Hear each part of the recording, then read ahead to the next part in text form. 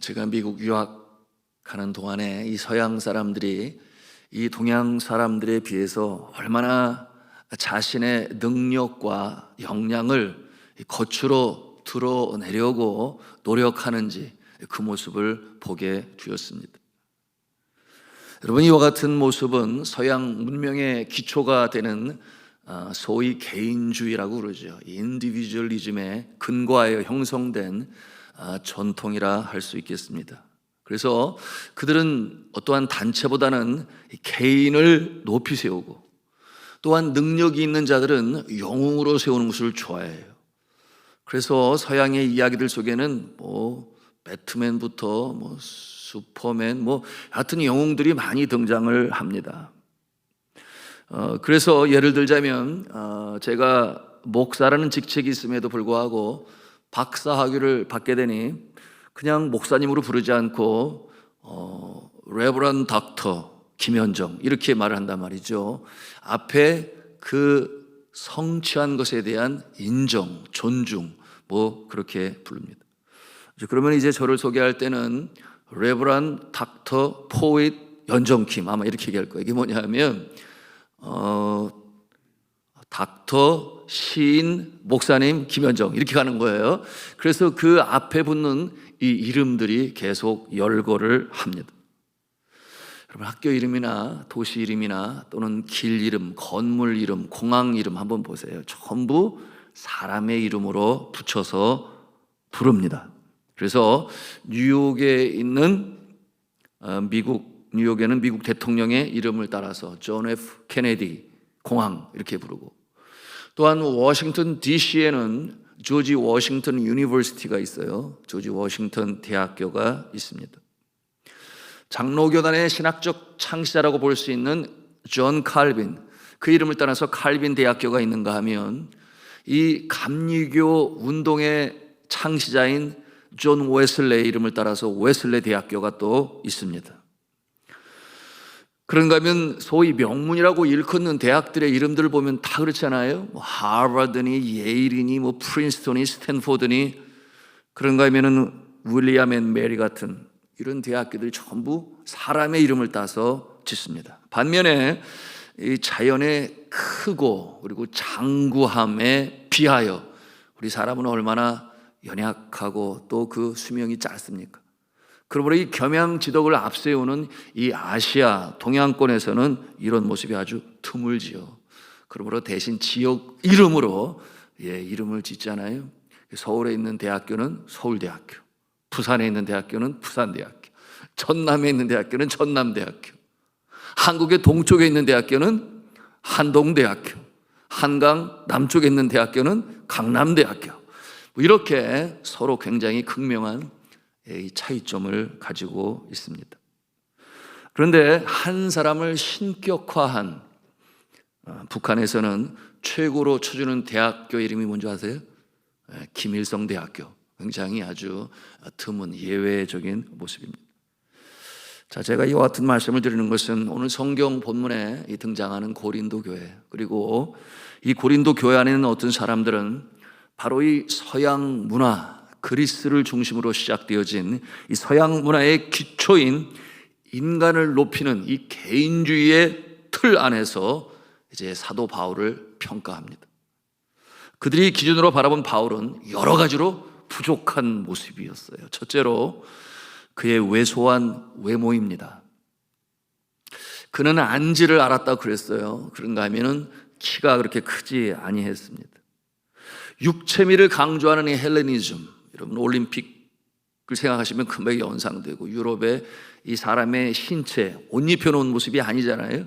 그런 모습으로 조각상들을 세워놓는 모습을 보면 금방 알 수 있는데요, 이렇게 별로 우람하지 않은 체격을 지닌 바울이 복음을 전할 때 특별히 그들의 잘못에 대하여 지적하고 책망하는 말을 할 때 어떤 사람들은 오히려 이 사도 바울을 비난하고 비방하는 그런 모습이 있었어요. 그러면 두 번째로 말에서 능하지 못한 점 때문이에요. 11장 6절에 보시면 그가 스스로 인정을 해요.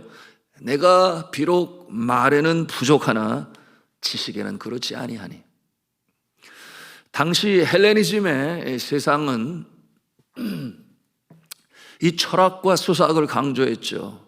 글로 쓰는 편보다는 말로써 자신의 입장을 표현하고 설득하는 그 능력을 높이 쳐주는 이 수사학이 굉장히 강조되었습니다. 그러니 내가 말에는 능하지 못하나 지식에는 그렇지 아니하니 라고 하는 이와 같은 사도 바울의 모습이 그들의 기준에 미달의 모습으로 보일 수도 있었던 것이에요. 그런가 하면 세 번째, 바울은 겸손했습니다. 왜 겸손했겠어요? 자신보다는 예수님을 더 높여야 된다. 그것이 가지고 있는 생각이었습니다. 그런데 그런 겸양의 모습이 이 사람을 높이는 개인주의의 문화에서는 자칫 중요하지 않은 존재로 그렇게 여겨질 수 있었던 것입니다. 그래서 서양에서는 이력서를 쓸 때 잘 써야 돼요. 입학 허가서 받기 위하여 에세이를 쓰고 입학 신청서 쓸 때 잘 써야 됩니다. 여하튼 자신의 능력이 잘 표현되어야만 그 사회에서는 인정받는 존재가 되는 것입니다. 사실 이 바울은 뛰어난 사역자였지만 비방을 받았어요. 예수님도 한때 그러셨죠. 믿지 않는 사람들로부터 어디 출신이라고? 갈릴리 지방 출신이라고. 그런가 하면 누구의 아들이라고? 목수의 아들이라고. 그러나 예수 그리스도의 능력을 보고 나서는 메시아로 인정을 하게 되었고 수만 명의 사람들이 예수 그리스도를 쫓았습니다. 그러나 다시 유대 종교 지도자들에 의해서 지는 자의 모습으로 십자가에 달려 돌아가실 때는 어떻게 했습니까? 아주 냉정히 멀어졌죠. 예수님으로부터 떨어지고 멀어져서 뿔풀이 흩어지고 말았습니다. 여러분, 사람들은 보통 자신의 기준에 근거하여 자신의 생각의 틀을 가지고 다른 사람들을 평가하는 그런 잣대를 가지고 있습니다. 예를 들어서 외적인 이 미가, 아름다움이 세상에 모든 것처럼 보이는 때가 있죠. 그때가 언제겠어요? 사춘기와 이 청년기에는 잘생기고 예쁜 연예인들을 얼마나 부러워하고 좋아하는지, 그래서 소위 아이돌, 이게 뭐예요? 우상, 젊은이들의 우상의 모습이 바로 이 외적인 미에 많은 관심을 갖고 있습니다. 물질적인 면에서 어려움을 겪은 사람들은, 부자가 된 사람들을 보면 어떻게 보여요? 영웅처럼 보이죠. 성공했네, 뭐 그렇게 나름 기준 평가를 합니다. 그래서 최고의 점수를 줘요. 그런가 하면 학적으로 열등한 의식을 가진 사람은 서울대나 하버드나 명문대학을 나온 사람을 보면 굉장히 멋있게 보이고, 그러나 또 한편으로 자신은 기가 죽어요. 내 자녀가 명문대학에 합격을 하면 어때요? 세상을 다 얻은 것처럼 그것이 자신의 자랑과 기쁨으로 여기지만 그것도 인생의 전부가 아닌 것을 세월이 흐른 다음에 느끼게 됩니다. 그런데 요즘 보니까 그런 건 뭐 다 쓸데없고 아주 자존감이 높으신 분들이 계신데, 그들이 누구인가 하면 건강을 자랑하는 사람들이죠. 그래서 그들은 그렇게 얘기를 합니다. 어디 인생 80만 돼봐라.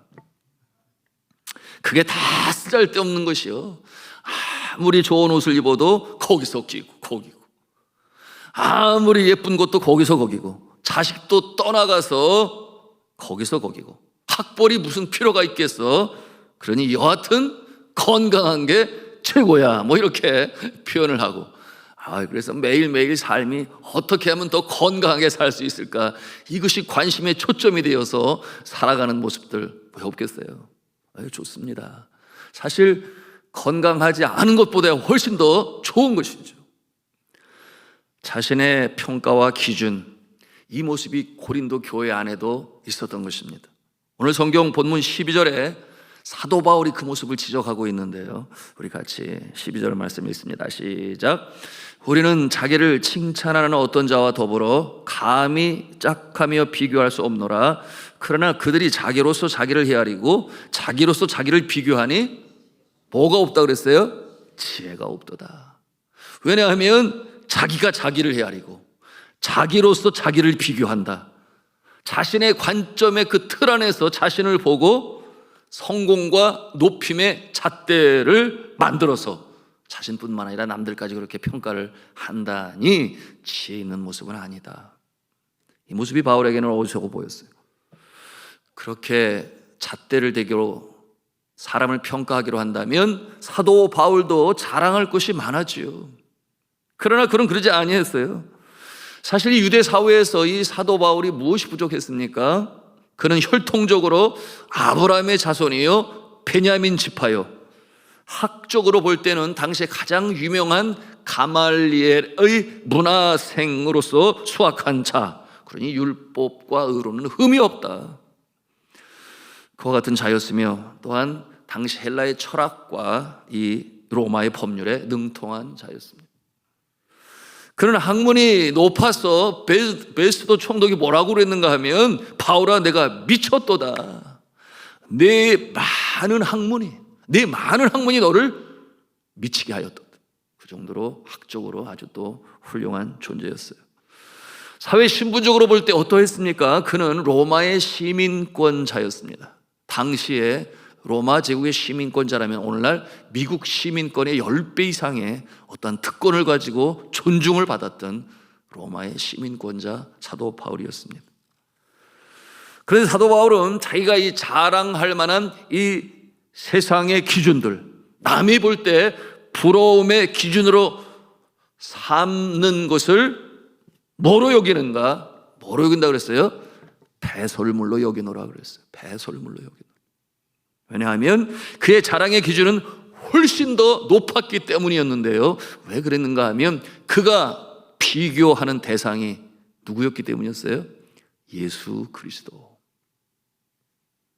성품적으로 고매하고 훌륭하고 또한 능력으로 죽은 자를 살려내고 사랑에 있어서는 자신의 목숨까지도 내어주신 그 예수 그리스도를 생각하면 자신은 그야말로 nothing, 아무것도 아닌 존재, 그와 같은 겸손한 모습으로 살았습니다. 그러므로 그는 예수 그리스도밖에 자신의 그 어느 것도 자랑하지 않기로 작정했습니다. 예수 그리스도의 영광이 가리워지는 인간적인 모든 높임은 다 해로 여긴다. 그렇게 빌립보서 3장 8절에 고백했습니다. 그리고 그 전생애를 오로지 그리스도의 십자가를 자랑하는데 자신의 삶을 온전히 바쳤던 사도 바울이었습니다. 그럼 그렇다고 해서 그럼 사도 바울은 칭찬받는 것을 아예 그냥 원치 아니했는가? 그렇지 않았어요. 여러분, 사람은 누구나 다 인정받는 기쁨이 있죠. 사도 바울도 마찬가지였습니다. 그런데 그 기준이 다른 것이었어요. 사람들은 사람들의 칭찬과 인정에 목말랐지만 사도 바울은 누구의 칭찬을 받기를 원했어요? 예수 그리스도의 칭찬을 받기를 원했던 것입니다. 주님의 칭찬, 주님의 인정, 오직 한 분, 주님의 인정과 칭찬, 그것을 바랬던 인물 사도 바울이었습니다. 우리 17절, 18절 말씀 같이 읽겠습니다. 시작. 자랑하는 자는 주 안에서 자랑할지니라. 옳다 인정함을 받은 자는 자기를 칭찬하는 자가 아니에요. 오직 주께서 칭찬하시는 자니라. 내 스스로 기준이 되어서도 아니고 세상 사람들의 판단과 기준에 적합해서도 아니고 주께서 정말 나를 인정하시는가? 주님이 정말 나를 기뻐 여기시고 사랑하시는가? 자, 사랑하는 성도 여러분, 우리 예수 그리스도 안에서 사랑받고 인정받고 칭찬받으시기를 주님의 이름으로 축복합니다. 자랑도 그렇습니다. 왜 자랑하고 싶은가요? 인정받고 싶기 때문에 그런 거죠. 그런가 하면 또 어떤 부류의 사람들은 인기 자체를 좋아해서, 인기를 먹는 것을 좋아해서 다른 사람들의 시선이 자신을 향하여 초점 맞출 때에 그것이 행복이 되고 기쁨을 갖는 그런 부류의 사람들도 있어요. 그와 같은 모습은 소위 하늘에 빛나는 별들처럼 스타와 같은 모습을 굉장히 추구하고 좋아하는 거죠. 그런데 세계적인 영성신학자인 헨리 나우엔이라고 하는 분이 있어요. 하버드와 예일에서 교수 생활을 하시다가 나는 행동하는 그리스도인이 되고 싶다, 그렇게 생각을 하여 9년 동안 캐나다의 데이브레이크, 이 장애인 공동체 그곳에 들어가서 살았던 사랑을 나누었던 존경받는 영성신학자인데요. 여러분, 그는 이 사람들의 칭찬과 인기에 대해서 이렇게 표현했습니다. 인기를 얻고자 하는 것은 좋은 것이 아닙니다. 왜냐하면 그것은 내가 받는 것이기 때문입니다. 남에게 나누어 주려고 하는 것이 아니기 때문에. 무슨 뜻이겠어요? 자신의 생명을 나누어 주셨던 예수 그리스도의 이 십자가의 사랑과 정신, 사랑을 강조하는 기독교 정신과는 동떨어진 그와 같은 세속적인 문화라는 그런 뜻 아니겠습니까? 그것이 유혹이라고 하는 것입니다. 그러므로 성도 여러분, 우리는 어떻게 하면 그러면 주님께서 인정하시고 주님께서 칭찬하시는 그와 같은 모습으로 살아갈 수 있을까요? 여러분, 이에 대한 답은 의외로 아주 단순합니다. 내가 많은 것으로 말할 수 있어요. 내가 자랑도 하고 싶습니다. 그러므로 자식 자랑도 하고 싶고, 남편 자랑도 하고 싶고, 아내 자랑도 하고 싶고, 또 사업이 잘 되는 것도 자랑하고 싶고, 성취된 것들로 자랑하고 싶고, 또한 건강도 자랑하고 싶고, 물질도 자랑하고 싶고, 그렇게 자랑하고 싶습니다. 다 하세요. 얼마든지 자랑하시는데요, 세상에 그런 분도 있다고 하더라고요. 안 하면 병이 난다고요. 자랑을 하면 그게 병이 되는 그런 사람들도 있다고 그래요. 그런데 이렇게 자랑했어요. 나의 능력으로 된 것이 아닙니다. 나는 부족한데 주님께서 은혜를 주셔서, 주님께서 힘을 주셔서 이렇게 잘 되었습니다. 그러므로 저는 복된 사람입니다. 이렇게 자랑하면 되는 거죠. 그런데 거기에서 끝나면 아니 되고, 그런데 주님의 사랑에 비하면 제가 하는 일은 너무나 부족합니다. 그래서 저는 더 주님을 위해 살고 싶습니다. 더 주님을 위해 주님을 기쁘게 하고 싶습니다. 이렇게 하면 잘하시는 건데요. 여러분, 이렇게 자기 자랑을 하고 남들 앞에 과시라고 할 거예요. 있는 그대로 솔직하게 해도 자랑이 끝난 다음에 듣는 사람의 마음이 어떠한가 하는 것이 정말 중요한 거예요. 듣는 사람의 입장이 어떠한가 다 듣고 난 다음에 지 자랑만 하고 있어, 이렇게 생각이 부정적으로 끝나고 나면 하나님만 못한 것이니 그거는 빵점이에요. 그런 것을 하지 말고. 그런데 그 자랑을 듣고 나니까 정말 주님은 좋으신 분이시구나, 나도 그와 같은 모습으로 살았으면 좋겠다, 그렇게 주님을 사랑하고 수고하니까 주님이 기뻐하시고 복을 주시는구나, 이와 같은 마음이 듣는 자의 마음에 생긴다면 그것은 100점인 거예요. 자, 이제 말씀을 맺고자 하는데요, 오늘 성경 보면 고린도후서 10장 17절에 뭐라고 그래요? 우리 같이 읽도록 하겠습니다. 시작. 자랑하는 자는 주 안에서 자랑할지니라. 그러므로 사람의 칭찬과 인정이 아니라 주님의 인정과 칭찬을 받으시는 복된 인생으로 살아가시는 저와 여러분 다 되시기를 저는 주 예수 그리스도의 이름으로 축복합니다.